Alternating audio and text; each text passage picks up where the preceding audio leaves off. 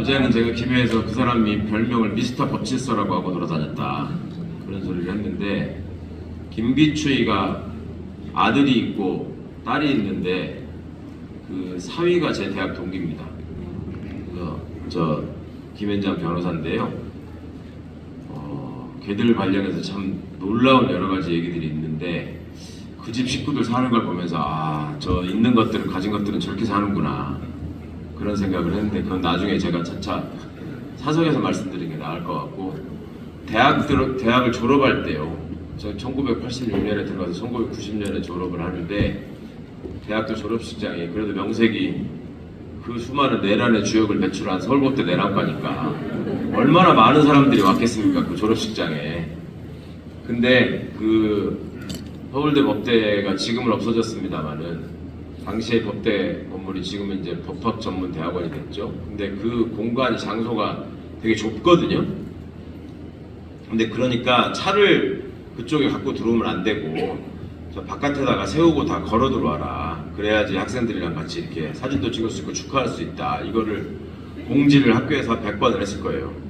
근데 거기에 그 끝까지 까만 세단을 몰고 들어온 놈이 두 놈이 있었습니다.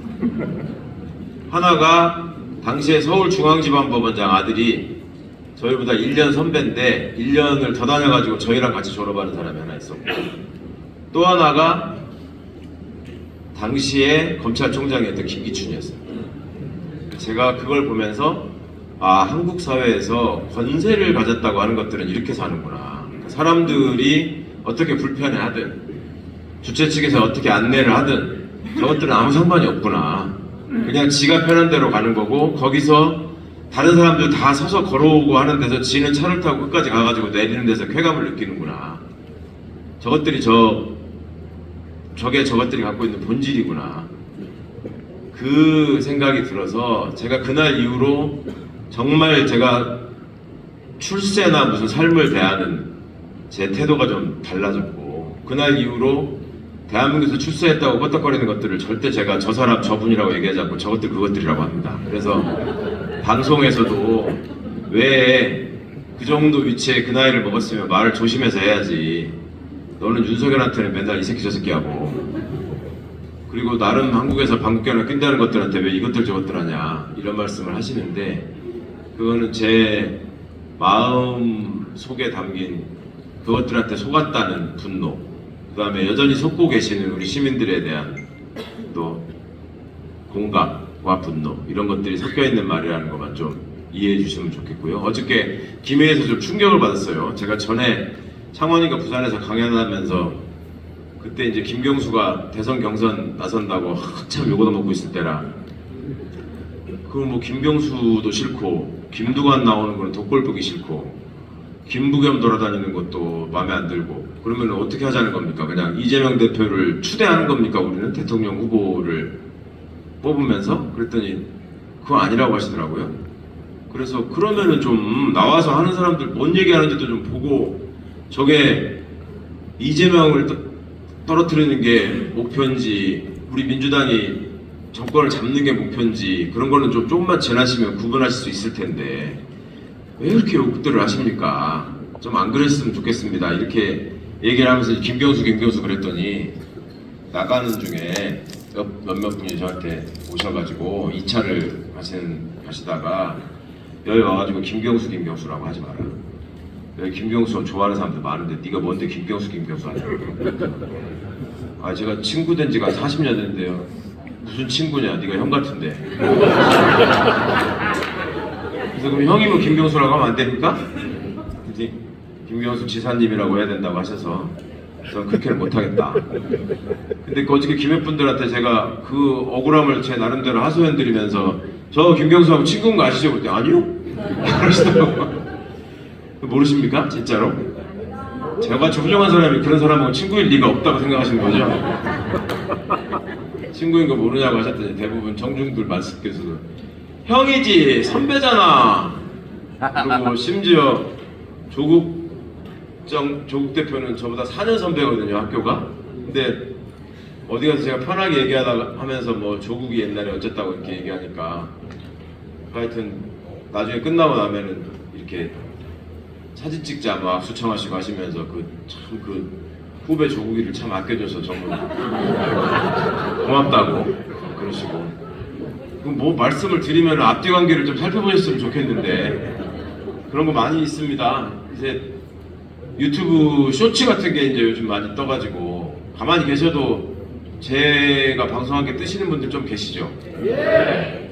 자랑이 아닙니다. 그만큼 삐뚤어지셨다는 거예요. 걔들이 그 사람 성향을 파악해가지고 띄우는 거잖아요, 그게. 근데 막 엘리베이터 같은 데 타도 막 치면서 웬일이냐고 막 그래서 웬일이세요? 막 그러면 휴대전화 막 이렇게 내가 지금 보고 있었는데 막 이렇게 하시는데 그리고 막 내가 막 나오는 거 다 본다. 당신 어제도 봤고 지금도 보고 있었고 맨날 보는 사람 같아가지고 이렇게 보니까 너무 반갑다.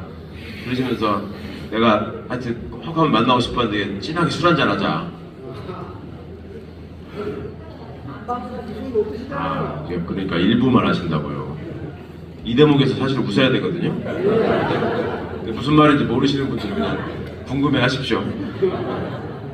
저도 더 이상 말씀드리기 싫어서. 그 공수처장 못한다는 소리는 한 3,000번 했을 거예요, 제가. 그죠? 네, 공수처장 되는 것보다 교황되는 게 빠를 거라고. 방금 전에 요 문 앞에서도 공수처장 꼭 하라는 소리 들었습니다. 예, 그래도 안 됩니다. 공수처장 임기가 많이 남아있고요. 잘하고 있고, 공수처장 특히 나중에 이제 설명드릴 기회가 시간이 될지 모르겠는데, 독립성과 중립성이 요구되는 자리라서 거기는 여야 합의로 임명하게 돼 있거든요. 국힘이 미쳤습니까? 저희 공수처장 뭐 시켜주면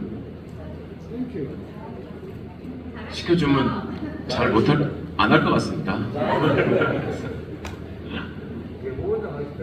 예, 오늘 어제에 이어서 민주주의 지켜내기라는 똑같은 제목으로 이렇게 당원분들 뵙게 됐는데 저는 존경하는 당원 동지 여러분 이런 말씀을 들을 때마다 사실 되게 가슴 벅찬 게 있습니다.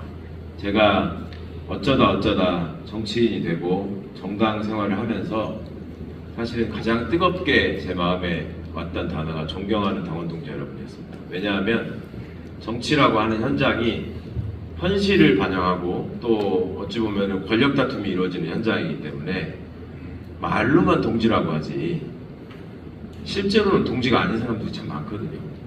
그러니까 그렇게 맨날 당원 동지 우리가 한마음 한뜻으로 나라를 살리기 위해서 민주주의를 지키기 위해서 애쓴다라고 하지만 사실은 선거 한 번만 붙으면 웬수되고 엊그제까지 친구였던 사람들이 그냥 나 몰라라 하고 이러는 모습을 하도 많이 봐가지고요. 특히 의원들 굉장하거든요.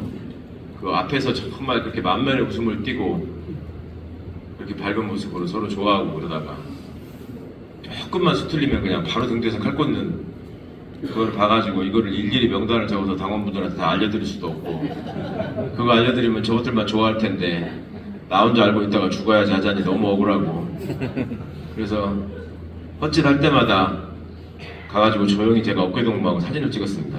그래서 너는 계속 그러면 내가 이 사진을 윤석열한테 보내겠다.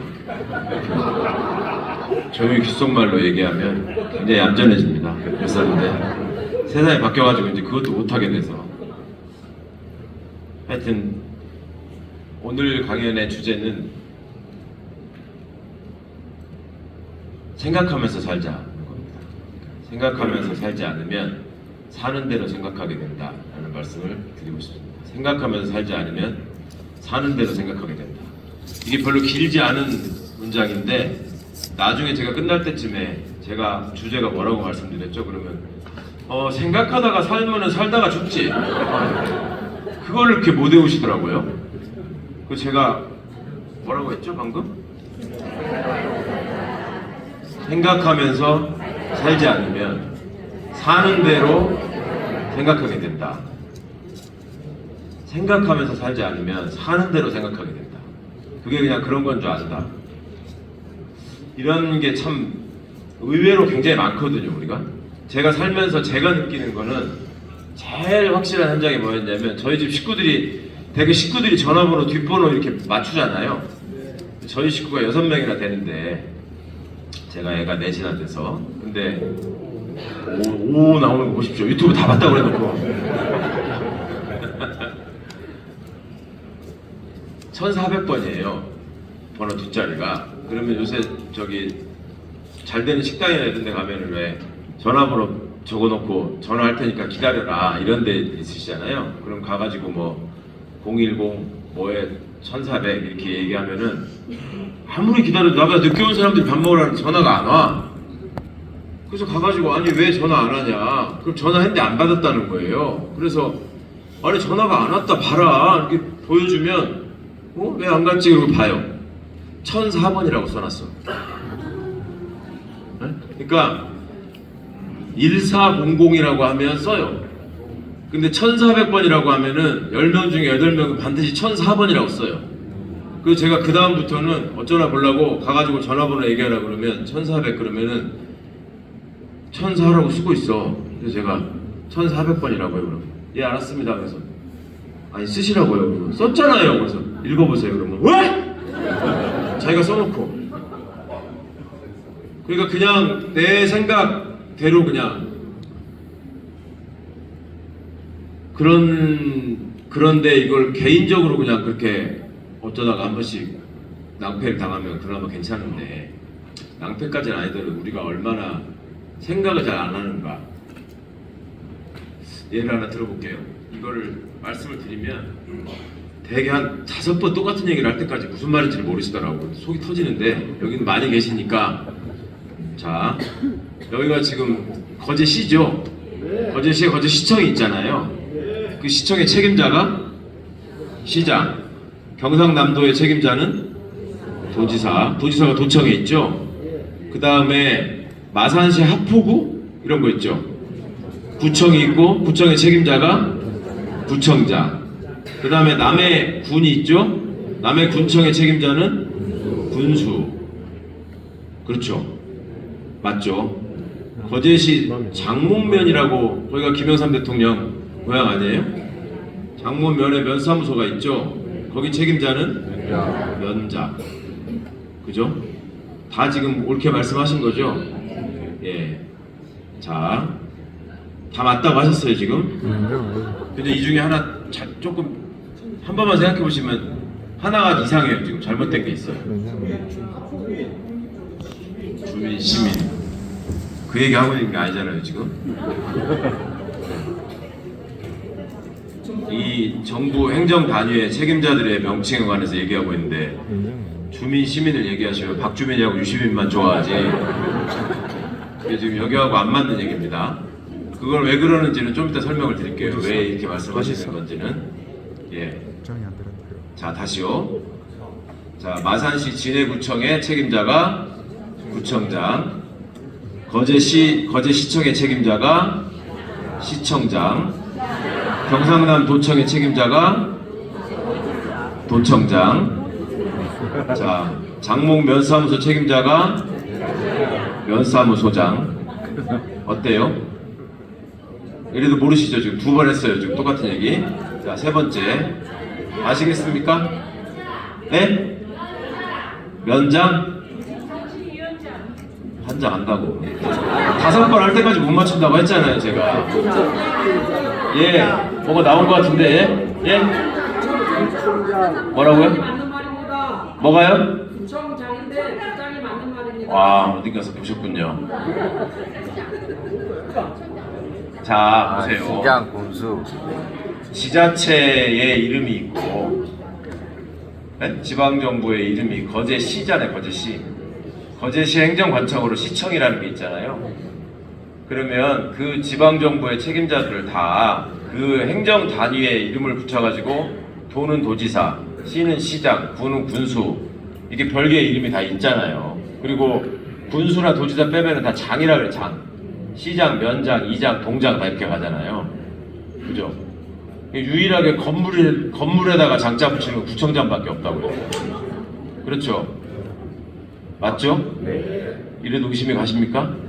한 번 더 해요? 아니요. 그래서 그렇게 얘기하고 나서 자, 구청장이 맞다고 하셨죠? 도청은 도청장, 시청은 시청장 이렇게 얘기하면 그때쯤에 아 이게 되는데 그때도 계속 말씀하셨잖아요. 면장! 주민! 왜 그러신 것 같아요? 한 번도 생각해 본 적이 없거든. 예? 구청 가면 구청장이라고 하고 면회 가면 면장이라고 하니까 그런갑다 하는 거지. 왜 면사무소장이라고 안 하고 면장이라고 하는 거지? 아니면 왜 구장이라고 안 하고 구청장이라고 하는 거지? 이런 생각 안 하고 산다고요, 우리가. 그러니까 이거를 속여먹기로 맘먹으면 되게 좋은 거예요, 생각을 안 하면. 너무 좋아요. 그래서 구청장을 사실은 구장이라고 해야 된다라는 논의가 있었습니다, 실제로. 이명박 때 중간에 지방선거가 있어가지고 우리 민주당의 구청장들이 서울 시내에서 3개인가 빼고 다 당선됐을 때 있거든요. 그때 민주당의 구청장 당선자들이 모여가지고 이게 지금 다른 지자체하고 안 맞으니까 우리도 구장이라고 하든지 뭐 구수라고 하든지 구지사라고 하든지 뭐라도 하나 만들어보자, 이름을 새롭게. 근데 지금은 이제 구수라는 말을 못하겠어요. 윤석열이가 다 해버려가지고. 그거는 할 수가 없잖아요. 그러면 그냥대로 하자면 시장, 군수, 구청장이니까 시장, 구장, 군수라고 하거나 시장, 군수, 구수라고 하거나. 근데 거기서 한 사람 빼고 나머지가 전부 다 장인. 구청장이라고 그냥 해야 된다라고 얘기를 했어요. 왜 그러냐? 구장은 옛날에 이장을 구장이라고 그랬거든. 구청장은 자기들끼리 청장이라고 그래요. 그러니까 구청장이라고 해야지 청장이라는 소리를 듣고 자기가 국세청장이나 경찰청장 급이 된 것처럼 생각이 되는 거죠.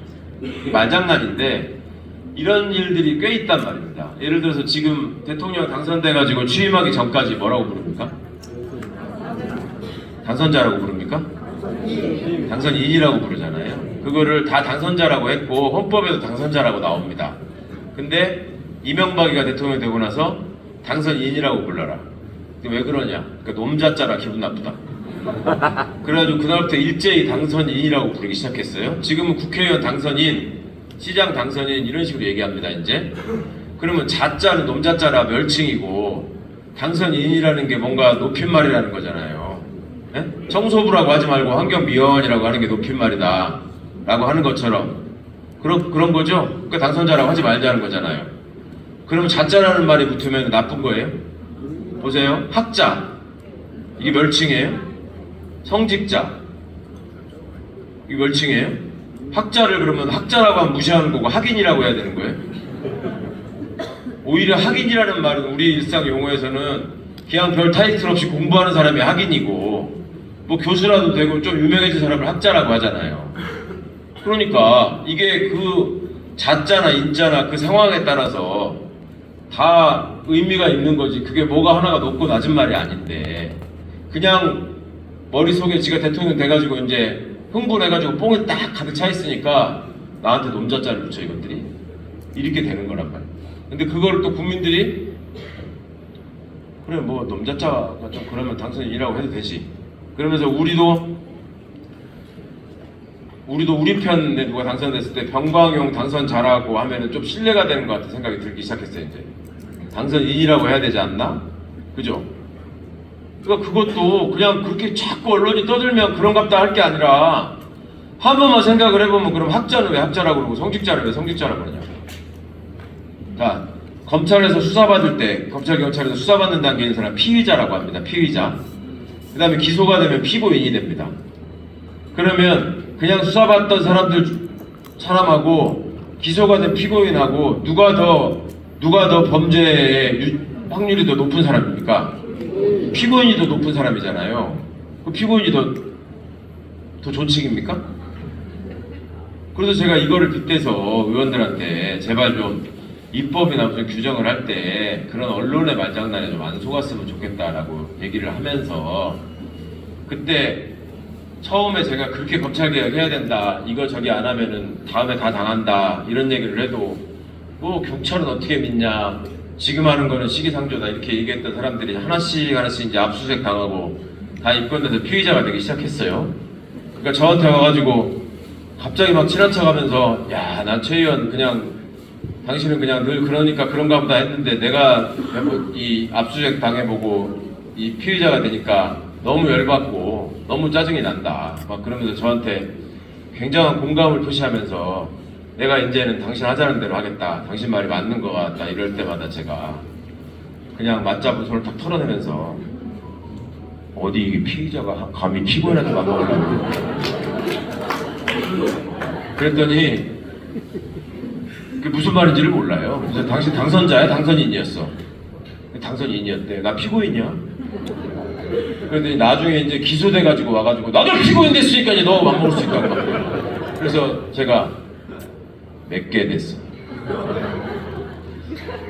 한 건 가지고 지금 난 3건이야.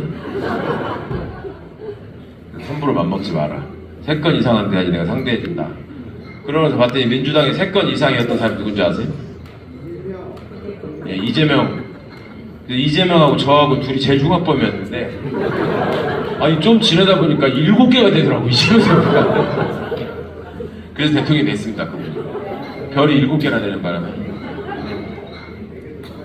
자, 근데 이 민주주의를 지켜낸다고 하는 것이 그만큼 어렵다 라고 하는 거는 이번에 이 내란 사태를 겪으면서 많이 좀 보셨죠. 보고 느끼셨죠. 그리고 이런 와중에도 그 오밤중에 후보 바꿔치기 하고 그 난리를 치는 와중에도 40% 이상 득표가 나오지 않습니까?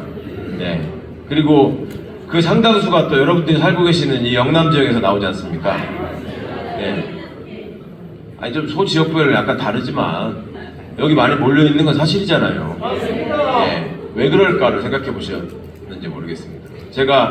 저 그게 진짜 고민이 돼서 제가 만나는 TK 사람들마다 너네 왜 그러냐 라고 물어봤거든요. 근데 나오는 답변이 박정희 대통령하고 새마을운동에 대한 기억이 많아서 그렇다 뭐 이 정도 얘기밖에 못해요. 그래서 박정희네 형 때만 해도 안 그랬는데 왜 박정희 때문에 그렇다는 거냐 한번 설명을 못해. 그래서 제가 제 방송에서 대구가 왜 그렇게 됐는지를 잠깐 설명해 드린 적이 있었는데 그 말이 맞다고 또 댓글이 수백 개가 달리더라고요. 나도 대구 사람인데 생각해보니까 네 말이 맞는 것 같다. 저는 그게 문제라고 생각합니다. 근본적으로 TK가 왜 그렇게 됐는지에 대해서 TK 사람들이 제일 생각을 안 해요. 그러면서 왜 그러냐 그러면 원래 그랬대. 그러니까 구청장이 왜 구청장인지에 대해서 아무도 생각을 안 해요. 왜 그러냐 그러면 다 그렇게 얘기하더래. 원래 그랬대. TK 사람도 마찬가지예요. 왜 그러냐면 주변에서 다 그렇게 찍더래. 그렇게 이제 따라가면 편하거든요. 그냥 내가 머리 쓰지 않고 그냥 살면 몸은 편합니다. 머리가 썩어서 그렇지. 근데 경남 분들한테는 그러면 왜 여기는 저 빨간표가 이렇게 많이 나오는 거냐 그랬더니 대부분 하시는 말씀이 김영삼 대통령을 대통령으로 만들기 위해서 3당 합당이 될 때부터 그렇게 된 거다 이렇게 말씀하세요. 근데 그 뒤로 경남 지역에서 대통령이 지금 2명이 나왔고 심지어 거제도에서도 나왔고 그죠? 그러면 그 문재인 노무현은 그럼 경남 사람 아니에요?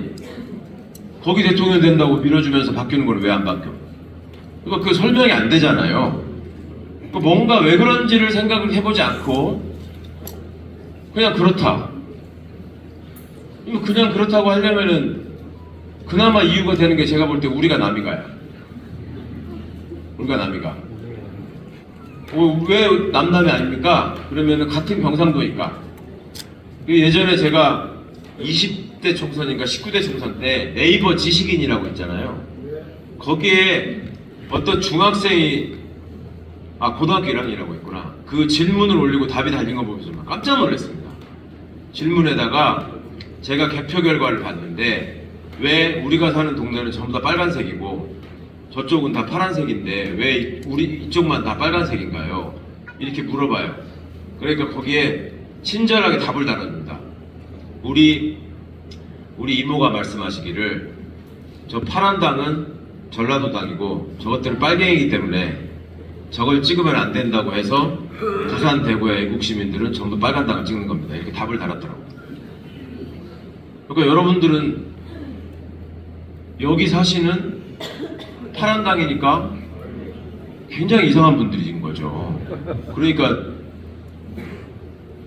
이 더운 날 여기 와가지고 저 같은 사람 얘기 듣겠다고 지금 박수 치시고 막 이러는 건데, 그러니까 이렇게 세상에는 다양한 사람들이 살고 있고 다들 남의 생각에 대해서 별로 함께 생각해보지 않기 때문에 민주주의를 지키는 게 어렵다. 그래서 생각을 해봐야 된다. 그 말씀을 드리는 겁니다. 민주라는 말이요. 민주라는 말이 국민주의라는 말이잖아요. 근데 그러면 우리 대한민국은 제1조 1항이 민주공화국이다 이렇게 돼 있잖아요. 민주라는 말은 무슨 말인지 아시는데 공화국은 무슨 말인지 아십니까? 한번 생각해 보셨어요? 민주공화국이라는 거는 민주공화국이라는 게 항상 같이 붙어 다니던가요? 그러면 민주공화주의 이렇게 해야 되잖아요. 공화라는 말을 제일 많이 들어보신 게 박정희가 공화당이었다 이거뿐이죠. 솔직하게 말씀해 보세요. 그렇죠? 공화라는 말 쓰세요 살다가? 저 중국집에 유명한 데가 공화춘 이런 데 있어요. 그런 거 말고는 공화라는 말을 안 쓴단 말입니다 우리가. 공화라는 말은 무슨 말이냐면 공동으로 공동체를 지키면서 화합하면서 사는 거, 이게 공화주의입니다. 그러면 일본은 공화국입니까? 아닌가요? 일본은 민주국가입니까? 입헌 군주제. 아닌가요? 영국은 공화국입니까? 공화국이 영어로 뭐죠? 우리나라 영어로 뭐죠? 리퍼블릭 오브 코리아 아닙니까? 리퍼블릭이 공화국이거든요. 영국은 뭡니까? 영국을 줄여서 쓸 때 UK라고 쓴단 말입니다. 유나이티드 킹덤은 뭐죠? 왕국입니다. 그 공화국이 아니에요. 그런데도 거기는 민주주의 선진국이다. 영국은 그렇게 얘기하잖아요. 그죠? 그러면 민주하고 공화라는 말은 그대로 이어지는 말은 아닌 겁니다. 공화국은 공화국대로 있는 거고, 북한은 자기네 나라를 뭐라고 합니까? 우리 공화국 인민들이 맨날 이렇게 얘기하잖아요. 네. 조선민주주의 인민공화국이란 말이에요. 거기도. 근데 말이 공화국이지 거기는 제국이잖아요.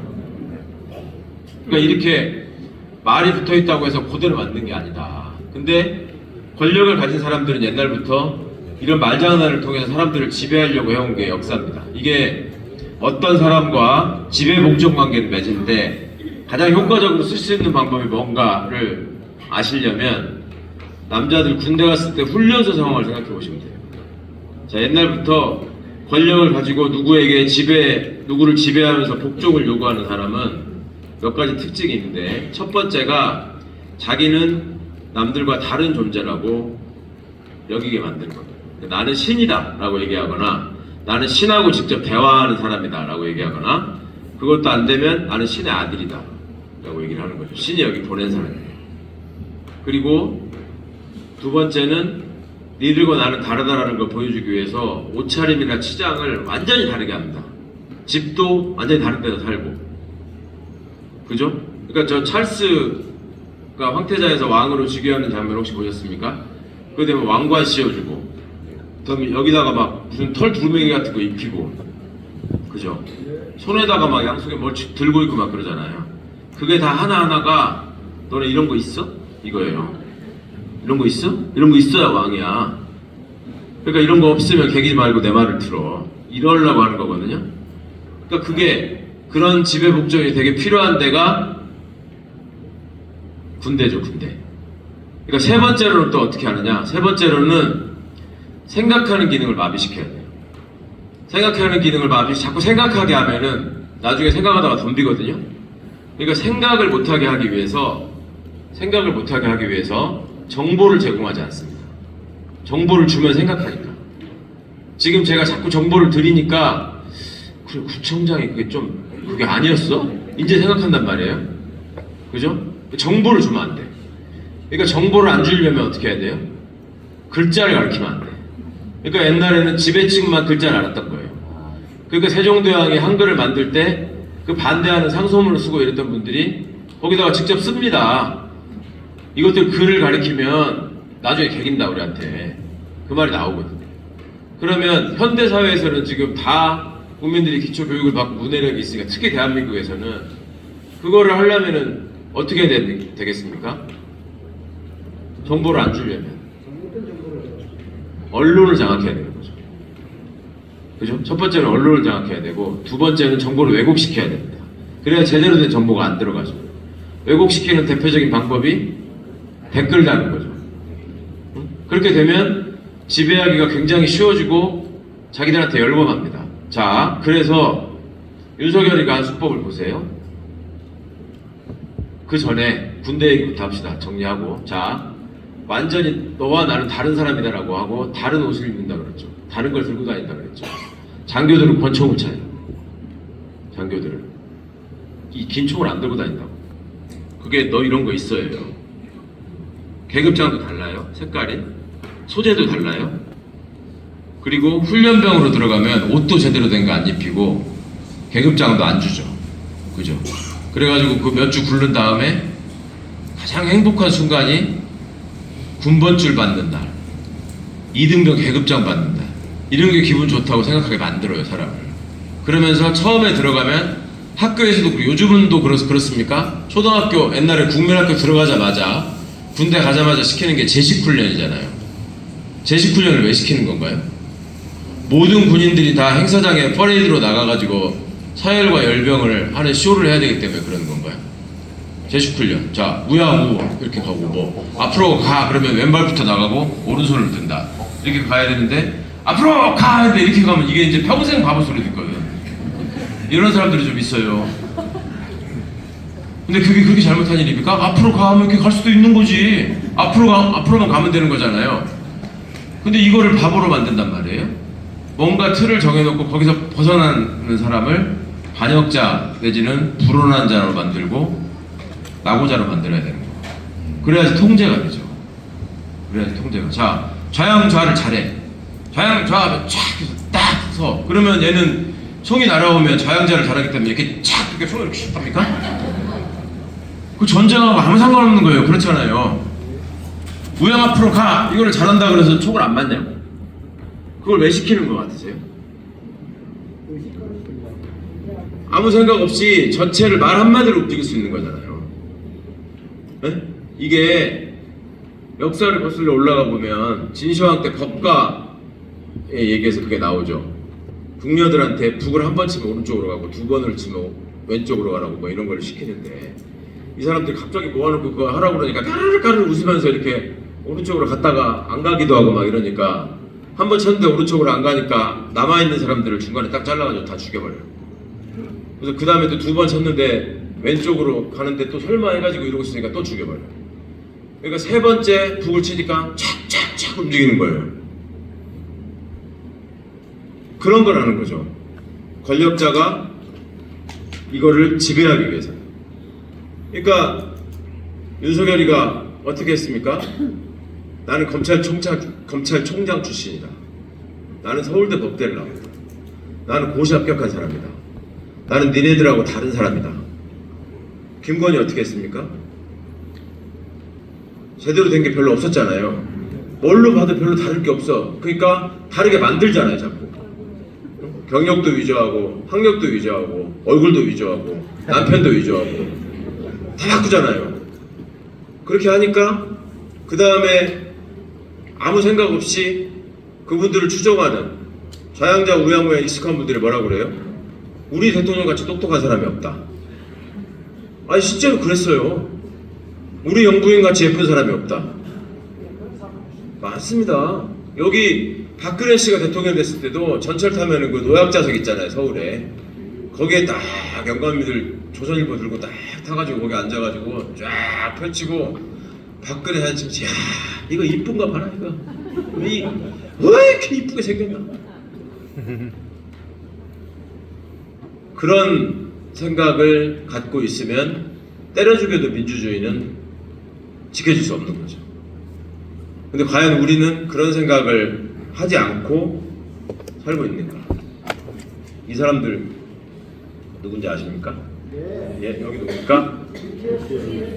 BTS. 야 여기 빨간 게 된다. BTS. 여기 누구예요? 이 사람? 이게 중국이에요? 큰일 납니다. 이름 잘못 말씀하시면 여기 아미들한테 죽습니다. 여기 이게 누굽니까? 젊은데. 블랙핑크죠? 예, BTS와 블랙핑크. 여기는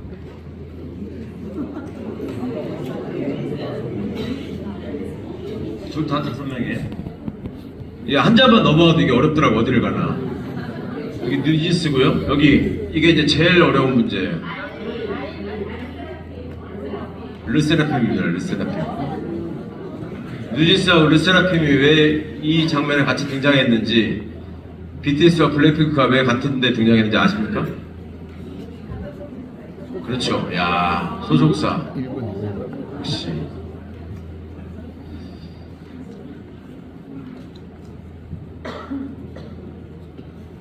연예인하고 정치인하고 살아가는 방식이나 시민들이 소비하는 방식이 거의 똑같습니다. 제가 볼 때. 여기 인기를 먹고 살고 사람들 눈에 자꾸 띄어야 되고 뭔가 새로운 걸 자꾸 발표해야 되고, 그렇지 않고 잊혀지거나 뭔가 한번 사고를 치면 금방 나락으로 떨어지거든요. 근데 결정적인 차이는, 연예인이 무슨 사고를 쳤을 때 내 소득이 떨어지고 주식이 작살나고 홍수가 났는데 사람이 떠내려가도 아무도 구하는 사람이 없고 이런 일은 안 생깁니다. 근데 정치인을 잘못 뽑아놓으면 얼마나 심각한 일이 생기는지를 지금 느끼고 계시잖아요. 그죠? 아니 지금 주가 지수가 뭐 3천을 넘어가가지고 뭐 5천을 가네마네 하고 있는데, 그동안에 이재명 대통령이 얼마나 뭘 열심히 잘해놨길래 그렇게 되는 겁니까? 그냥 윤석열 하나 치워주니까 그게 막 올라가잖아요. 그게 제대로 된 정치의 힘이거든요. 뭔가 시민들이 주인의식을 갖고 대통령을 바꿔놓으니까 실제로 경제 지표가 달라진단 말이에요. 여기 경제는 심리이기 때문에.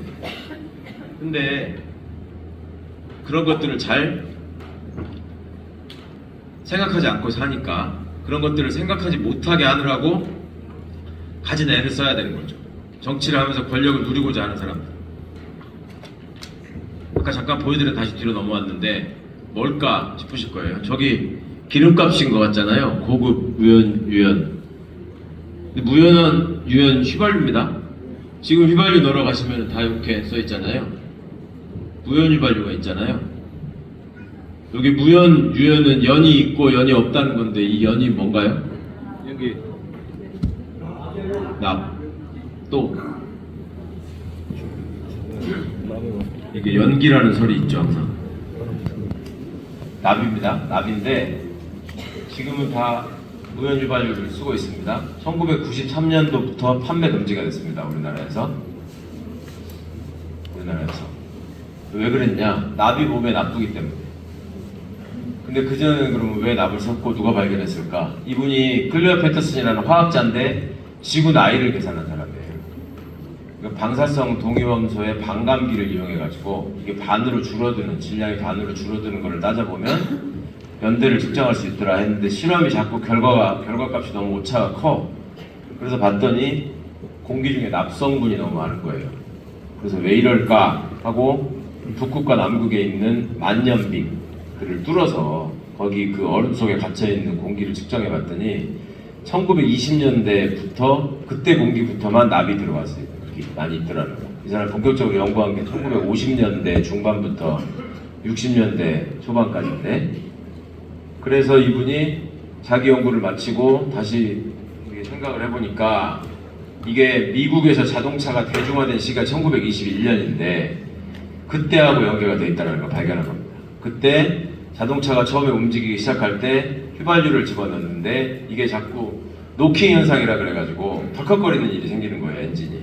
그러니까 그거를 어떤 화학자가 납을 섞으니까 그 문제가 없어지더라, 부드럽게 잘 가더라, 이거를 발견해내가지고 그때부터 유연 휘발유가 등장해서 차가 굴러다니기 시작합니다. 그러니까 공기 중에 납이 막 던져진 거죠.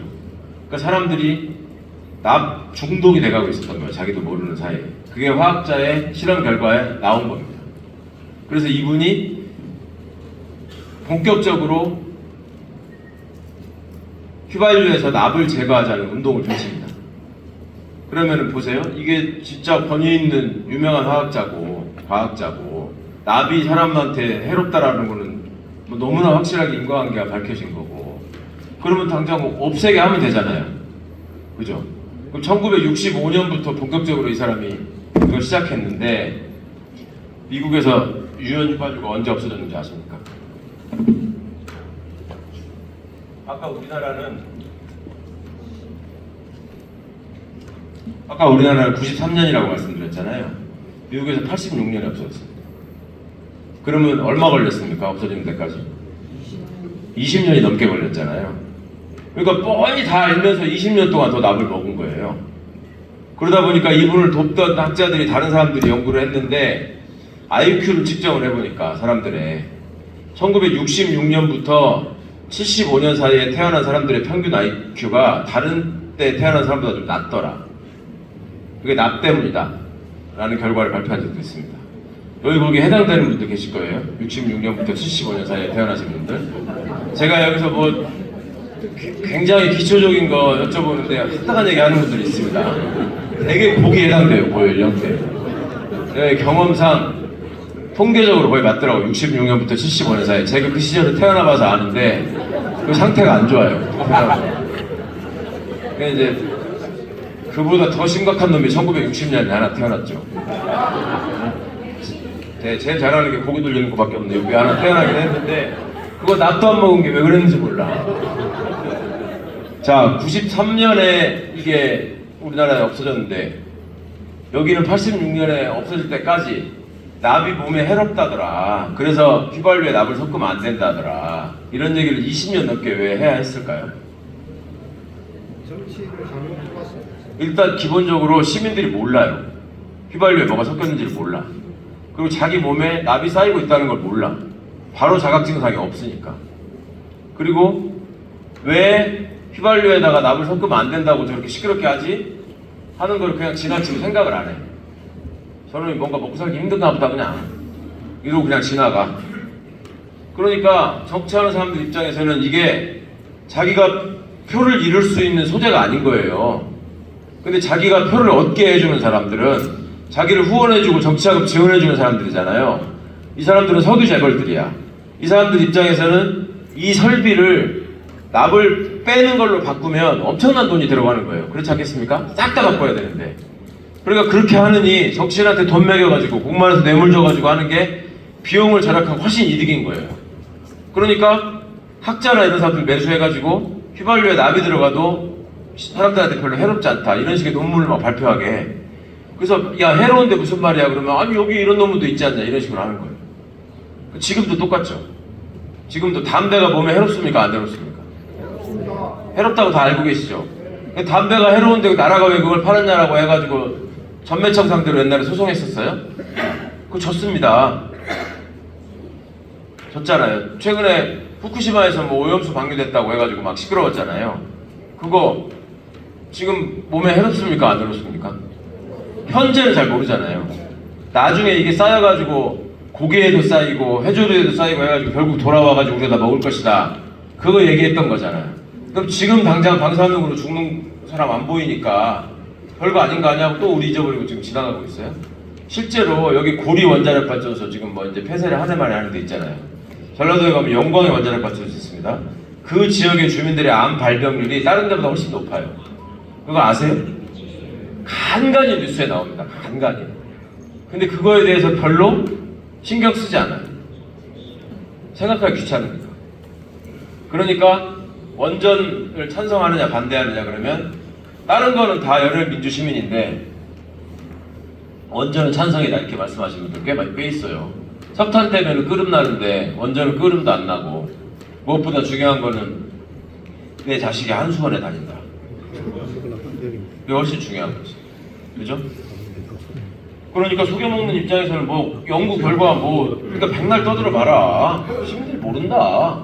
그리고 이걸 누가 알려야 됩니까? 이런 문제를 이렇게 되면 언론이 알려야 되는데 언론에다가 야 광고 줄게 보도하지 마. 보도하면 광고 뺄 거야. 이러면 또 이걸 조절하기가 쉬운 거예요. 그러니까 20년 넘게 납을 먹었단 말이에요. 우리나라는 뭐가 뭔지도 모르고 7년을 더 먹었어. 93년이니까. 근데 세계적으로 지금 유연유발유를 쓰는 나라가 있을까요, 없을까요? 지금 이 순간. 지금 이 순간에 이제 다 없어졌습니다. 2022년에 다 끝났답니다. 유연유발유가. 근데 우리는 여전히 무연유발유라고 써있는 주유소에 가고 있어요. 이게 왜 굳이 휘발유에다가 무연이라고 써놓는지, 언제부터 이랬는지, 왜 이렇게 값도 똑같았고 있었던 유연휘발유는 왜 없어졌는지 한 번도 생각해보지 않아요.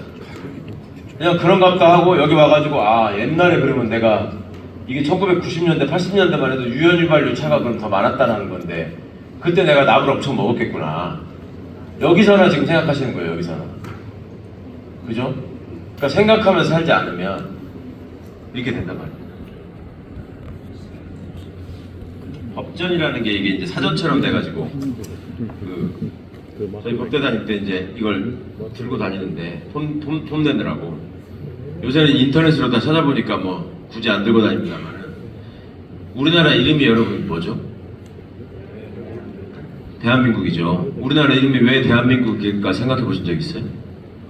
우리나라 이름이 언제부터 대한민국이에요? 언제부터?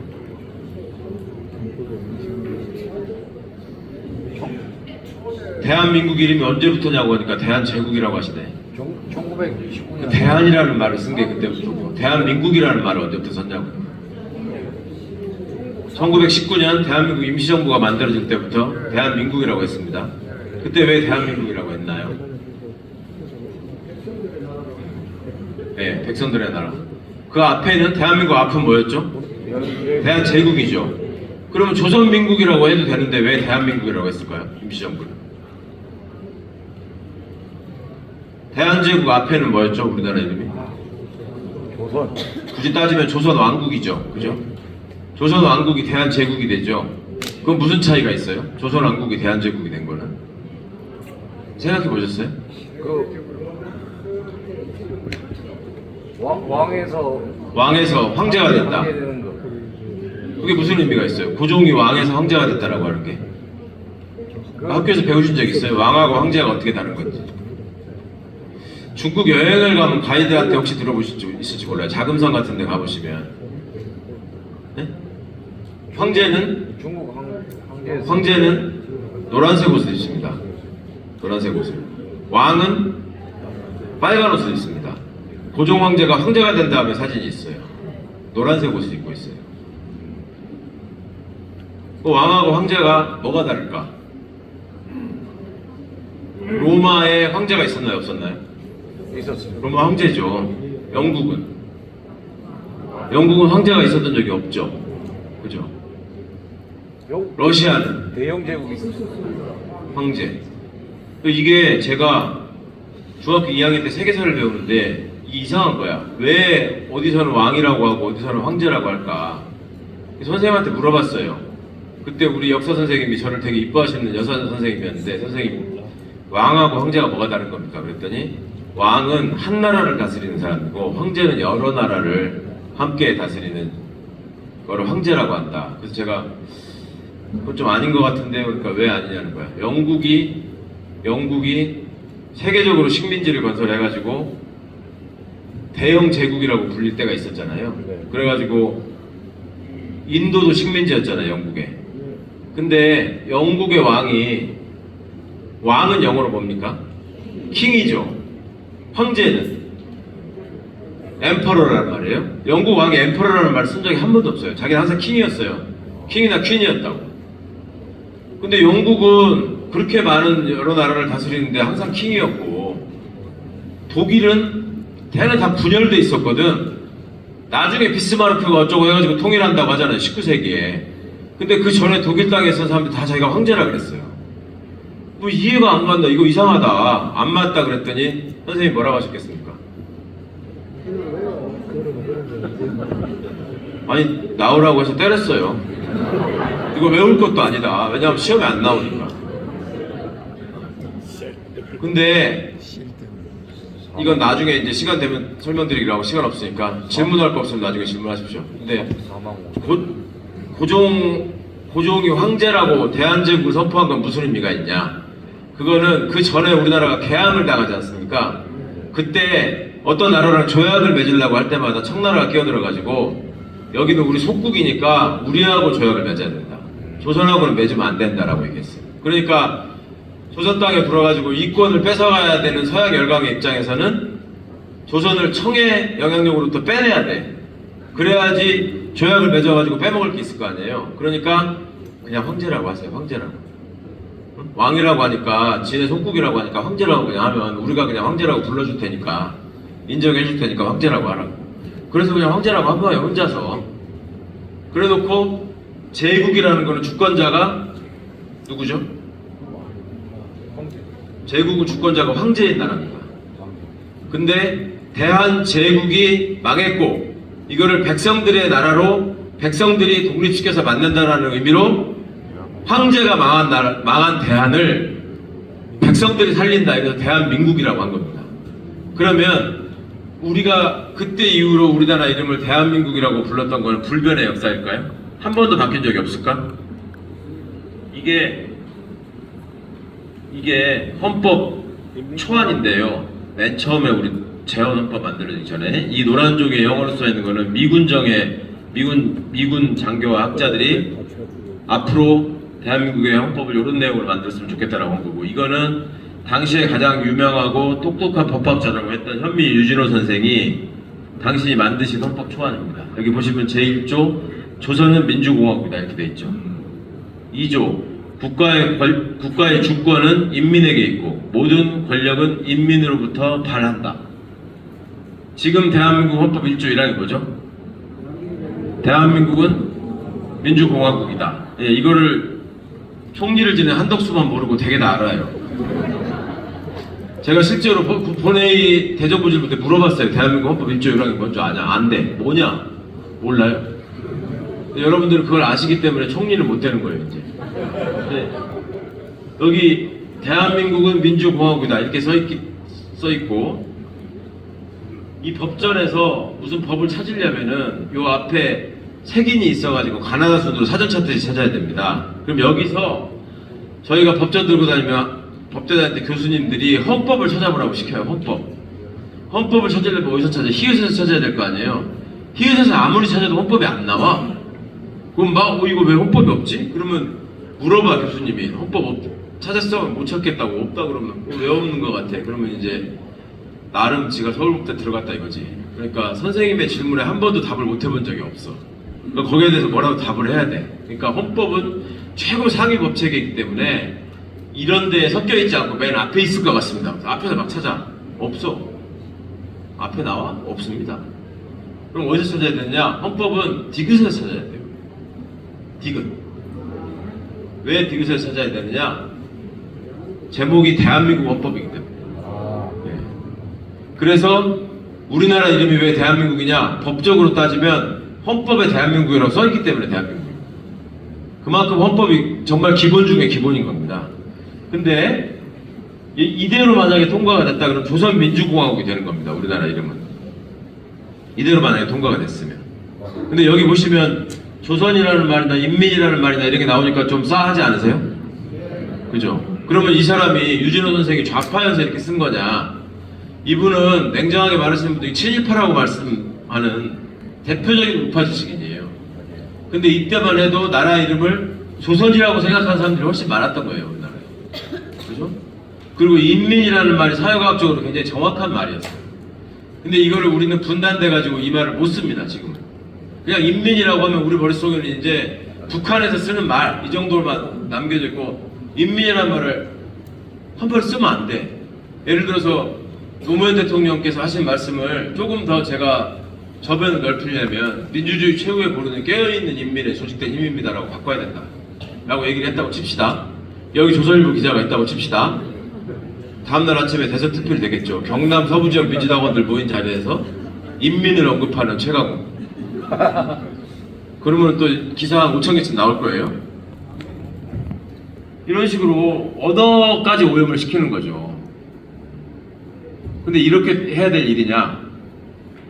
이렇게 해야 될 일이냐? 우리가 그전에는 쭉 쓰던 말도 분단 때문에 못 쓰는 말 대표적으로 동무가 있습니다. 동무. 맞아요. 지금 동무라는 말 안 쓰거든요. 옛날에 저희 때만 해도 어깨동무라는 잡지도 있었고 노래도 있었고 지금 안 쓴단 말이에요. 이렇게 되는데 그러면 원래의 개념으로 백성, 신민, 국민, 시민, 인민이 다 다른 말이다. 다 다른 말이다. 보십시오. 백성은 양반과 구별되는 피지배 계층, 신민은 신하와 백성, 국민은 국가의 구성원, 시민은 국가의 주권자, 인민은 사람 그 자체. 이거는 머리 좀 들어오십니까? 예. 인민이 자 신민에는 해당하는데 백성이 아닌 사람은 누굽니까? 신민에는 포함돼. 근데 백성은 아니야. 그 사람 누구예요? 왕. 왕, 또 지배계층, 또 왕정. 권력자, 유력자 이렇게 말씀하신단 말이죠. 사실은 답이 여기 써 있는데 신민에는 포함되는데 백성이 아닌 사람 여기 써 있잖아. 아. 그냥. 그죠? 근데 신하라고는 또 말씀 안 하시거든요. 왜냐? 여기 이거는 글자일 뿐이야 그냥. 양반. 백성과 신민이 이렇게 다른데 국민은 국가의 구성원을 말합니다. 그러면 국민이 먼저 있고 나서 국가가 생깁니까? 국가가 먼저 생기고 국민이 생깁니까? 순서가요. 어떻게 될까요? 국민이 있어야지 국가가 생긴다. 네. 국민이 있어야 국가가 있다. 사람이 있어야만 나라가 생겨. 국민이 있어야 국가가 있는 겁니까? 사람이 있어야 국가가 있는 거 아니에요? 사람이 있어야 사람이 있어야 국가가 있고 국가에서 이러이러한 사람을 우리 국민으로 한다라고 법으로 정할 때 국민이 되는 거죠. 그죠? 그러면 국가가 먼저입니다. 생기는 거는. 근데 우리 헌법 다시 보시면 국가의 주권은 우리 헌법 1조 2항 국가의 주권은 국민에게 있고 모든 권력은 국민으로부터 나온다 이렇게 돼 있단 말이에요. 그러면 이게 잘못된 말이죠. 무슨 말인지 모르시겠어요? 생각. 자, 남의 교훈을 떨쳐버리고 빨리 66년생과 75년생 사이에 태어나신 분들 생각을 해보십시오. 제가 지금 왜 아까 국가가 먼저입니까? 국민이 먼저입니까?를 물어본 이유, 그 다음에 이 조항에 대해서 어떻게 생각하시는지. 사람이 먼저다. 국가의 주권은 인민에게 있고 모든 권력은 인민으로부터 나온다 이렇게 돼 있죠. 모든 권력이 인민으로부터 나와야지 그걸로 국가를 만들고, 예? 그 권력, 그 주권이 애초에 그 국가를 만든 인민한테 있는 겁니다. 그래야 맞는 말이죠. 근데 여기 국민이 있으면 국민보다 국가가 더 먼저 생기는 건데 순서가 바뀌어버리잖아요. 국가의 모든 권력이 국민으로부터 나온다고 하면. 아직도 잘 모르시겠죠? 솔직히 말씀하십시오. 예, 이해가 안 되시는 분들은 내가 몇 년도에 태어났나 이걸 생각해보십시오. 더 이상의 설명은 제가. 자, 그래서 국민은 국가의 구성원이고 인민은 사람 그 자체인데, 자, 인민에는 해당하는데 국민에는 해당하지 않는 이거는 또 뭐가 있을까요? 누가 있을까요? 아까 신민하고 백성은 얘기했는데 인민에는 해당되는데 국민에는 해당되지 않는 외국인. 야, 역시. 와, 제가 처음 들었어요. 간첩? 예. 시민은 그냥 쓰는 김해시에 사는 사람이 시민이다 이게 아니고요. 그리고 남해 군에 사는 사람은 이 시민에 해당되지 않는다 이게 아니고요. 국가의 주권자로서 내가 이 나라의 주인이라고 자각한 사람, 이 사람을 시민이라고 합니다. 이런 사람만 시민이라고 합니다. 이렇지 않으면 그냥 국민에 불과한 사람이거나 그나마도 인민 정도에 머물러 있는 사람들도 있죠. 그래서 근대 민주주의의 시작을 프랑스 혁명이라고 하잖아요. 프랑스 시민혁명이라고 하잖아요. 프랑스는 나라 이름이니까 원래 어법대로 한 프랑스 국민혁명이라고 해야 되는데 시민혁명이라고 하는 이유가 이것 때문에 그렇습니다. 내가 왕이나 귀족이 이 나라의 주인이 아니고 내가 주인이다라고 생각하는 사람들이 일으킨 혁명. 그래서 프랑스 시민혁명이거든요. 그러니까 노무현 시민학교, 깨어있는 시민의 조직된 힘 이런 거 얘기할 때 남의 군민들이 너무 화내시지 말란 말이에요. 산청 하동도 마찬가지고 뭐 군민 빼고 얘기하는 게 아니라 내가 나라의 주인이라고 생각하고 이 주권자로서 어떻게 민주주의를 지킬 것인가를 생각하는 사람, 이게 깨어있는 시민. 네? 내가 국가의 주권자라고 생각하고 투표를 했는데 자다가 일어나는 사람, 이게 깨어있는 시민이 아니고 생각하는 사람.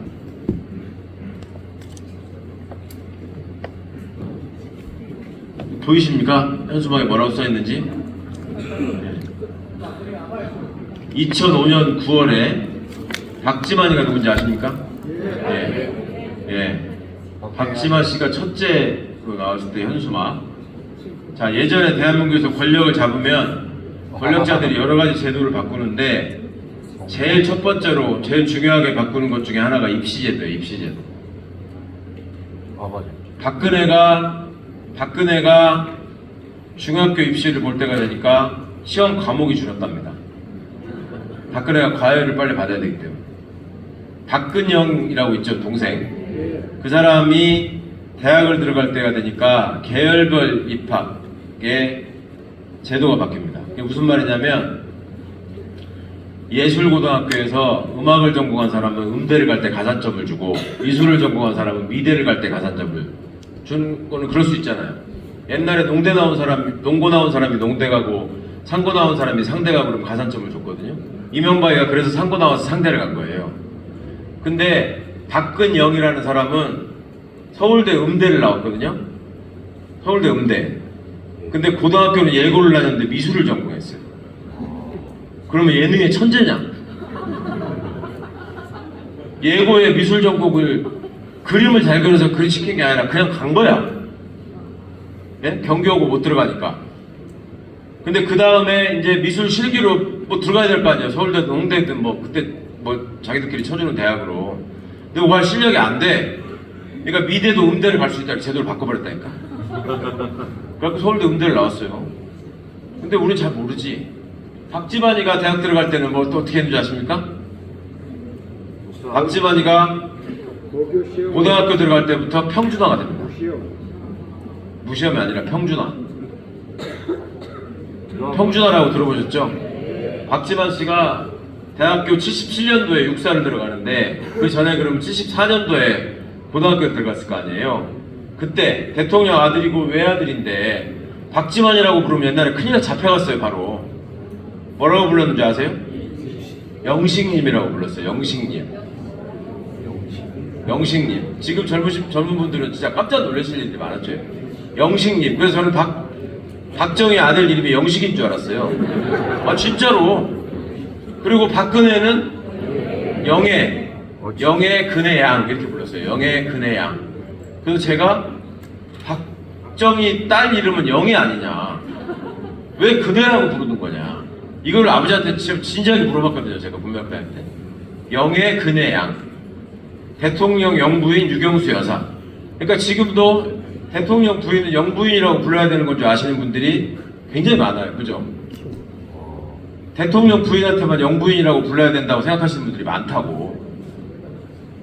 지금도 그렇게 생각하시지 않아요? 영부인은 남의 부인을 높여 부르는 말이 영부인이에요. 다 영부인이에요. 남의 부인은. 네? 근데 대통령 부인만 영부인이라는 말을 써야 되는 건 줄 알아. 그렇게 계속 써왔으니까. 구청장은 계속 구청장이라고 해왔으니까. 생각을 안 해. 왜 부인 앞에 명령한다는 영자가 붙는 거야? 대통령 할 때 영자하고 달라요. 그래. 대통령의 영자하고 영부인의 영자가 다른 영자라고. 근데 그게 그거라고 생각해. 그냥 당선인이라고 하는 게 당선자의 높임말이라고 생각하듯이 그냥 그렇게 얘기하니까 그런다고 생각해. 그런다고 생각하는 게 아니지. 그런다고 알아. 그냥 그렇게 하는 거예요. 그러다 보니까 이런 일이 생기는 겁니다. 난 이거 보면서 제일 속이 터지더라고.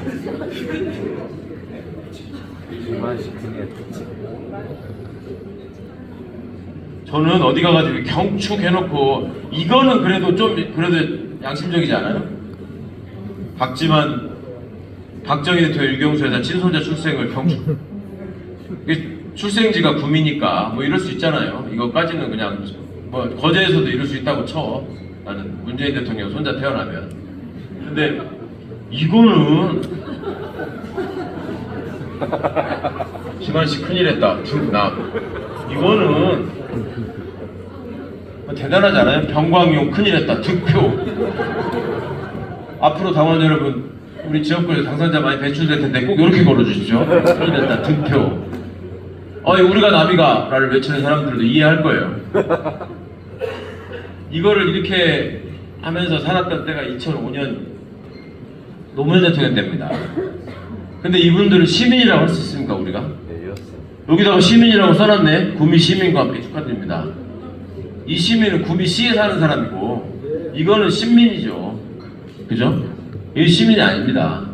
이거는. 근데 이거를 보여드리면 전국 어디를 가도 황당해 하시는데 충청북도 청주에 갔는데 보시던 분이 우리 당원분 한 분이 여성분이었는데 정말 저기도 걸렸네 그러시는 거예요.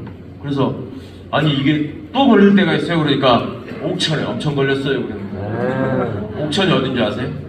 예. 유경수 고향. 이 양반 고향이 옥천이잖아요. 거기에도 엄청 걸렸대. 큰일 했다. 등나. 우리가 이런 나라였단 말이에요. 그러면 이렇게 살다 보니까 이때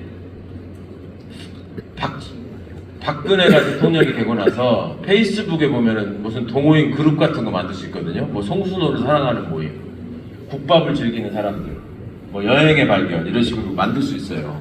거기에 딱 무슨 그룹이 생겼냐면 박근혜가 대통령 되니까 3대째 박 대통령을 기다리는 모임. 3대째. 그게 얘예요.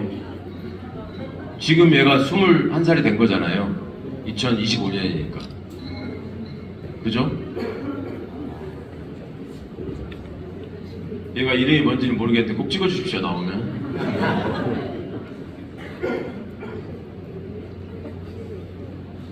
자, 이런 나라를 우리가 살았다. 근데 어쩌다가 이렇게 됐는가?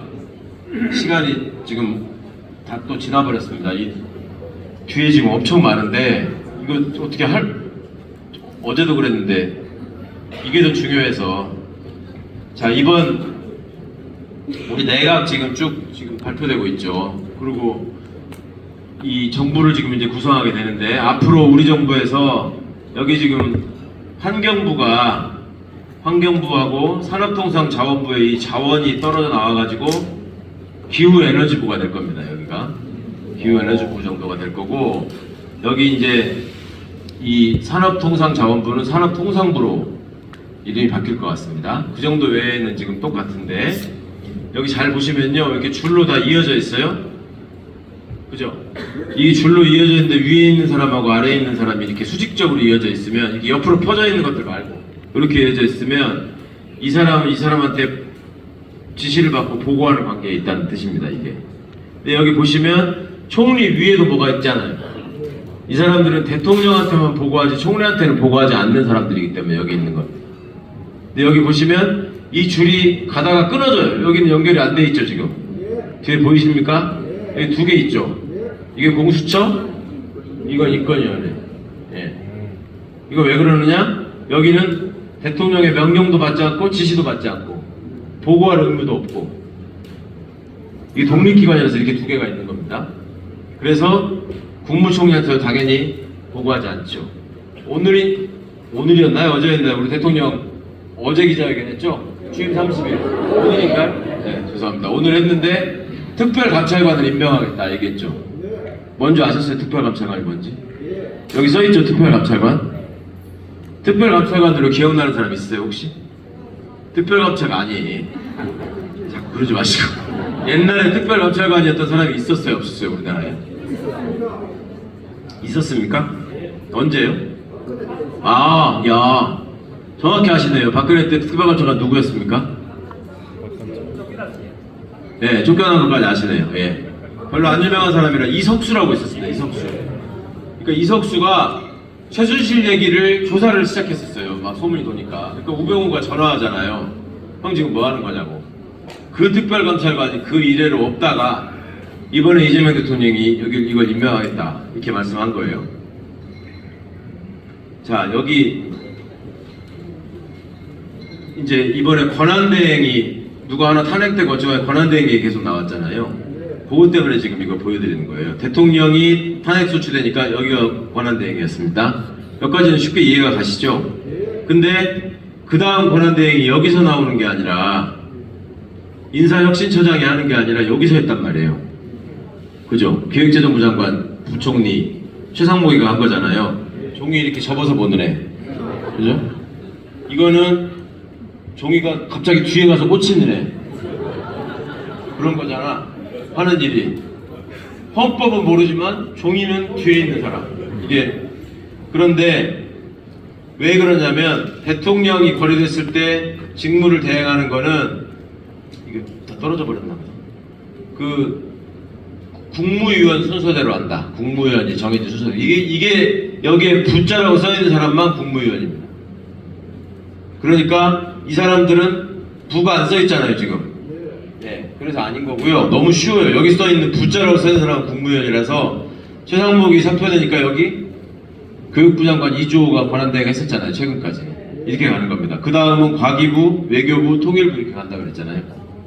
이 순서가 이렇게 되는 겁니다. 그러면 여기에 이제 부가 있고 원이 있고 무슨 처가 있고 막 이런데 이 사람들의 관계는 어떻게 되는 거냐? 애초에 청이 부 밑에 있는 집행조직이죠 이거는. 응? 그래서 청의 특징은 여기는 특정직 공무원이라고 그래가지고 그 일만 하는 사람이 가서 있는 데입니다. 예를 들면 소방관, 불 끄는 것만 하지 소방관이 어느 날 전직해가지고 동사무소에 가가지고 인감증명 발급해주는 사람이 될 수 없어요. 특정직 공무원이기 때문에 불 끄는 것만 해야 돼. 근데 이 특정직 공무원들은 다 여기는 있을 수가 없고 여기에 있는 게 원칙입니다. 여기에. 왜냐하면 이게 집행기관이기 때문에 집행의 효율성을 위해서 제복을 입히고 계급장 같은 걸 붙여주는 거예요. 그러니까 제복 입은 공무원으로 대표적으로 떠오르는 게 뭐예요? 경찰, 또 군인, 또 소방관, 또 교도관, 예, 또 예, 관세청 세관원들, 또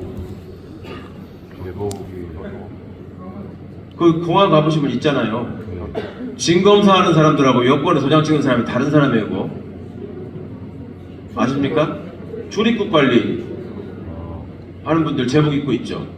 거기 다 특정직 공무원들이란 말이에요. 네? 근데 그분들의 소속이 어디냐? 교도관들은 소속이 어디예요?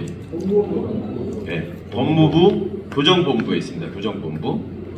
근데 예전에 경찰은 지금 행안부 밑에 있죠. 경찰은 경찰청이 되기 전에는 뭐였는지 아세요? 치안본부, 내무부 치안본부.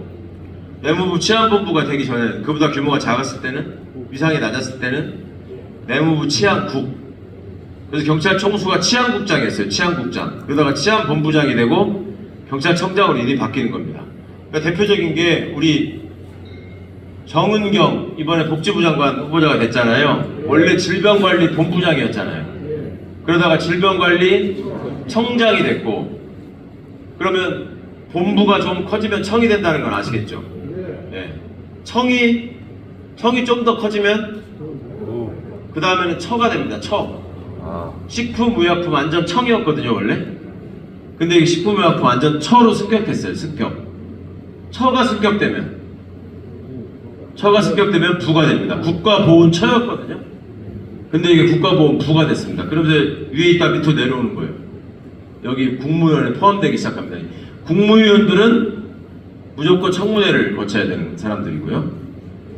여기는 뭐 대부분 청문회를 다 거쳐야 되긴 하는데 특히 자 그런데 그러면 특정직 공무원들은 다 말씀드렸죠. 특징이 유니폼을 입는다. 특정직 공무원들은 고일만 해야 된다. 그래서 유니폼을 입힌다. 그리고 집행을 하는 사람들이다. 집행하는 거는 여기서 법이나 제도나 정책을 결정하면 이거를 집행하는 데인 거죠. 그죠? 그래서 기획재정부에 세제실이 있고 여기서 조세 정책을 결정하고 세법을 바꾸면 국세청 직원들이 세금을 받는 겁니다. 아시겠죠? 구조를. 그런데 그러면 여기 하부 조직이죠. 청이.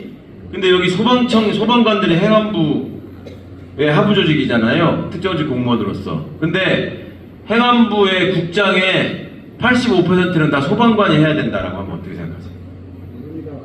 그럼 안 되겠죠. 아니 소방관은 좀 약하게 보이세요? 경찰이 해야 된다. 행안부 국장의 85% 경찰이 해야 된다. 그거는 납득이 가세요? 그것도 아닐 것 같죠. 그러면 이렇게 바꿔서 여기 이 국가유산청은 뭔지 아십니까? 문화체육관광부 밑에 국가유산청이라고 있는데 문화재청 들어보셨어요 이거? 네, 문화재청의 이름이 바뀌었습니다. 법이 바뀌면서 내셔널 헤리티지 이래가지고 국가유산청이라고 바뀌었는데 자 여기 지금 이 국세청에 세금 걷는 사람이 기획재정부 국장의 아니 과장의 60%를 해야 된다. 그건 맞아요? 국세청 사람들은 제복 안 입잖아요. 그죠? 그걸 할 수 있어요? 자신이 없으시네? 왜 그럴까? 내가 얘기했단 말이에요. 여기 있는 사람들은 이걸 집행하는 하부기관이라고. 그러면 여기 가서 해요, 못해요? 원래 못하는 거죠. 근데 보세요. 법무부 밑에 뭐가 있어요? 검사는 소속이 어디예요? 검사는 소속이 법무부예요? 검찰청이에요? 경찰은 소속이 어디예요? 경찰청이죠. 이거 확실히 아시겠죠? 소방관은? 소방청. 근데 검사는 소속이 어디예요? 이게 헷갈려 이제. 왜냐? 검찰청이 법무부를 먹었거든. 그러니까 검찰청 소속의 하위 기관의 공무원들이 이걸 장악하고 있으니까 검사가 소속이 어디냐 그러면 그때부터 약간 헷갈리기 시작한다는 말이에요. 더 완전히 모르시는 건 어디냐? 군인. 군인은 소속이 어디예요? 봐봐. 군인들이 자기 소속을 가장 확실하게 국민들한테 보여주고 다니는 사람들이 써갖고 다니거든. 지옷에다가 붙여. 여기다가 부대마크 붙이고 내가 어디 소속인지. 그죠?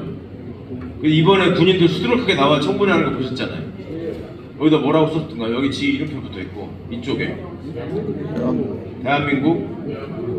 대한민국이라고 써있었어요? 웃든 장님들이 많아. 그러니까 대한민국 육군, 해군은 대한민국 해군 이렇게 써주세요. 아들도 휴가 나오면 한번 보세요.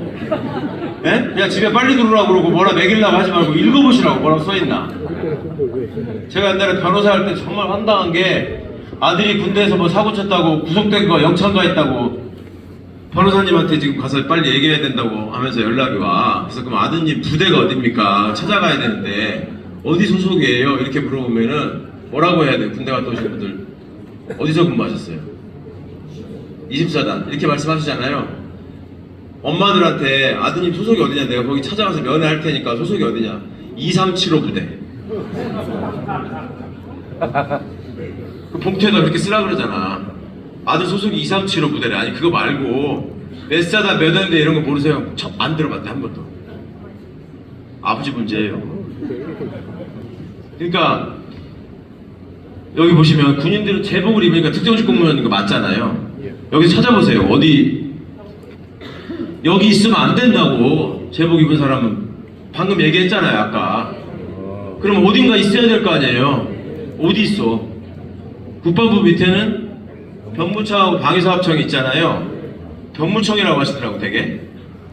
병무청은 신체검사에서 병역 뽑아가는 거고 군인들은 각군 본부 소속이에요. 육군은 육군본부, 해군은 해군본부, 공군은 공군본부. 아시겠습니까? 예. 그래서 국방부에는 군인이 있습니까? 없습니까? 있어요? 없어요? 있어요. 있다고요. 그러니까 이 하부 조직이 위를 가서 먹은 두 개 부처 여기밖에 없는 거예요. 딴 데는 다 말이 안 돼.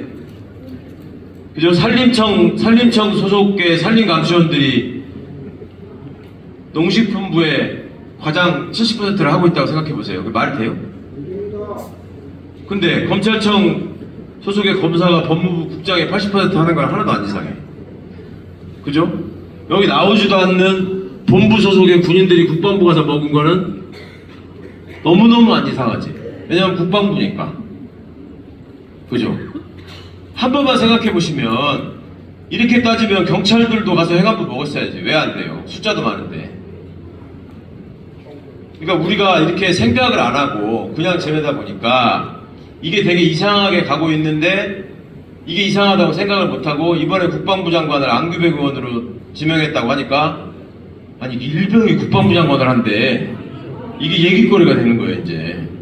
사실은 당연한 건데 아니 별 4개 단 놈이 국방부 장관이 됐대. 이게 이상한 거예요 원래.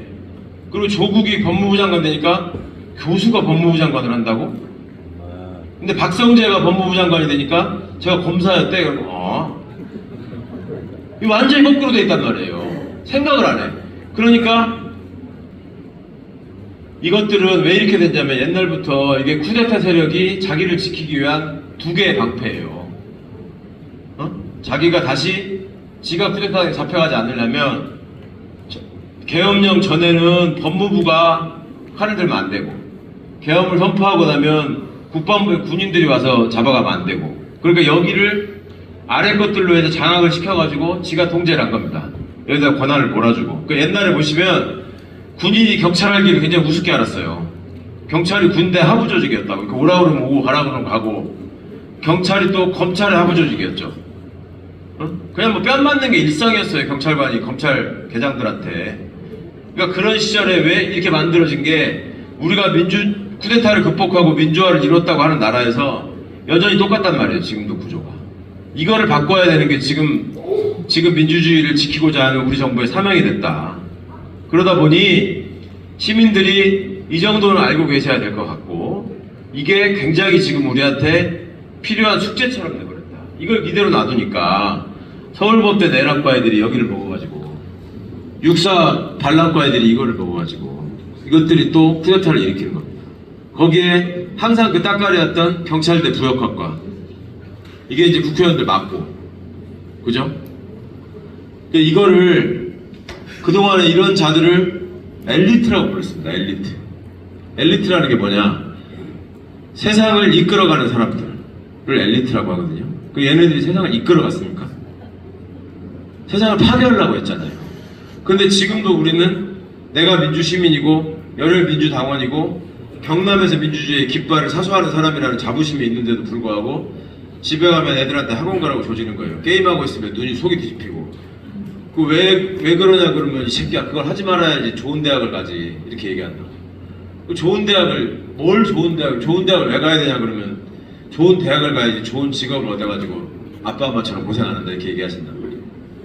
근데 좋은 대학이라는 게 뭐가 좋은 대학입니까? 좋은 대학은 좋은 선생과 좋은 학생이 좋은 교육을 받아가지고 사회에 좋은 사람을 많이 배출하는 데가 좋은 대학이어야 되는 거 아닙니까? 근데 우리가 말하는 자식들한테 말하는 좋은 대학은 커트라인 높은 데가 좋은 대학이에요. 그 커트라인 높은 좋은 대학 서울법대, 육사, 경찰대 나오니까 그 다음에 어떻게 됐던가요?